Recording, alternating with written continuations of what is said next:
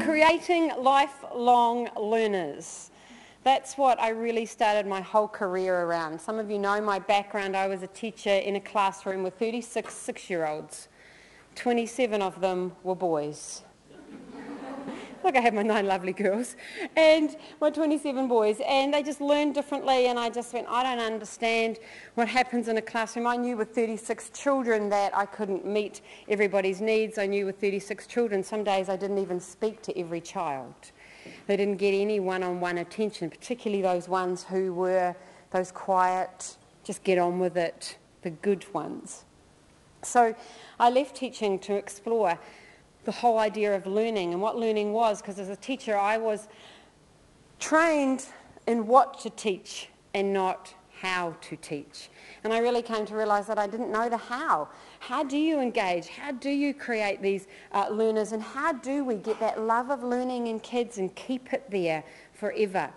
So for the last 17 years, of course, that's exactly what I've been doing, going to conferences all around the world, working with all the presenters you see here at our conferences, being able to learn and grow. And so my topic today is, how do we create those lifelong learners? How do we keep that spark, keep that sparkle? You know, those 5 and 6-year-olds come into school with those eyes bright. They just want to learn, don't they? They don't even care what the question is. It's like, who wants, how many? They don't even care. It's like, just give me the learning, and then somehow that light starts to die. So how do we keep that going?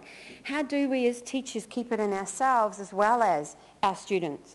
Because one of the things I see in education all around the world, and I'm talking to the converted here, but you see what I see is teachers have stopped being learners. And, you know, oh, not another course. Do I have to learn something new? Do I have to change what I do? But that's what we ask children to do every single day on our agenda and not theirs. So I've got 5 different ideas this morning as we go through to have a look at how do we build these lifelong learners in our classrooms. So number 1 is, I think what's very important is that we need to know about the necessity of experience and understand how the brain truly does learn. Do you know, it's the experience that we have to have, but then the reflection afterwards. So let's have a look. I love this quote. Move out the way.